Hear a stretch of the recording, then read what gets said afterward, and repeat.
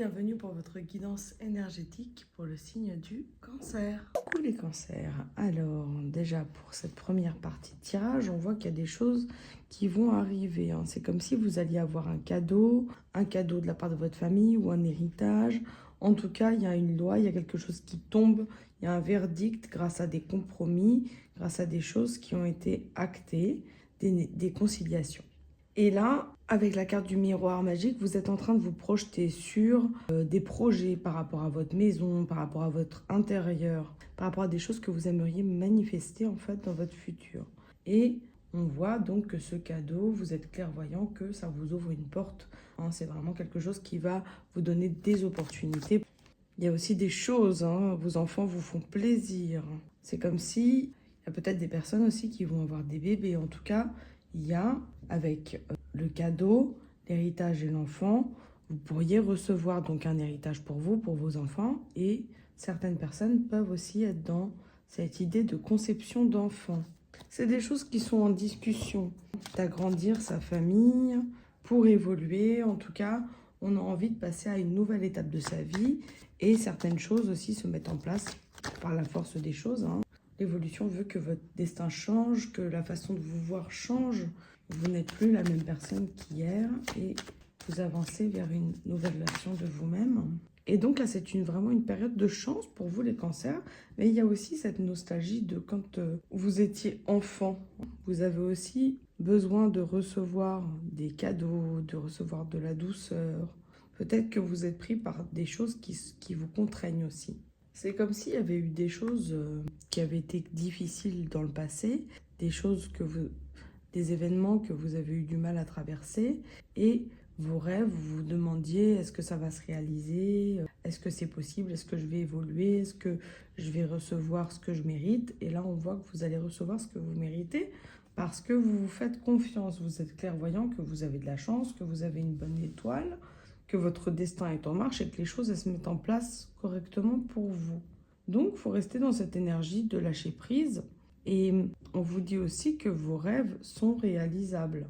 Avec la carte de la fécondité, si vous pensiez que c'était bloqué, non, là vous êtes vraiment sur une phase d'évolution par rapport à vos projets.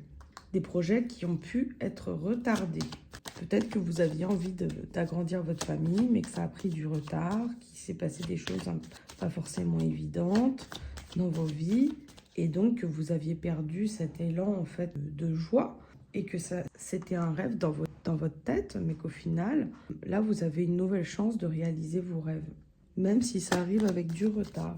On a l'harmonie, et vous sortez d'une période de solitude. Il va y avoir des rendez-vous qui arrivent en retard. Alors, voyons voir. Sur quoi? Sur quel type de choses? Vous avez peur de manquer. Et donc, vous attendez de recevoir. Et là, il faut garder cet esprit de bienveillance, de partage, d'avoir toujours un mot gentil pour quelqu'un. Et que c'est à vous de saisir, d'aller chercher avec votre créativité les choses qui vous font du bien et qui font du bien également aux autres. Avec l'énergie du chariot, ça vient confirmer ce que je viens de vous dire. C'est un voyage que vous êtes en train de faire, un voyage spirituel. Et on vous dit que vous avez la force de traverser certaines choses. Vous avez tendance à être manipulé peut-être par certaines personnes et aussi avoir votre esprit qui n'est pas sûr de lui. C'est comme si vous étiez manipulé par des pensées qui ne sont pas en adéquation avec ce que vous devez faire. Vous avez peut-être des pensées qui sont négatives, alors que vous devriez avoir une pensée positive pour attirer des choses positives à vous. Et donc, on vous demande d'accueillir vos émotions. Que l'univers vous donnera toujours ce dont vous avez besoin. Que pour sortir d'une mélancolie, il faut voir les belles choses autour de vous et être dans la gratitude, dans la tempérance, dans l'équilibre de ses émotions. Je vais vous faire une petite carte chemin de vie. Jalousie et mesquinerie, jacassement et mauvaises intentions s'activent autour de vous, de votre lumière.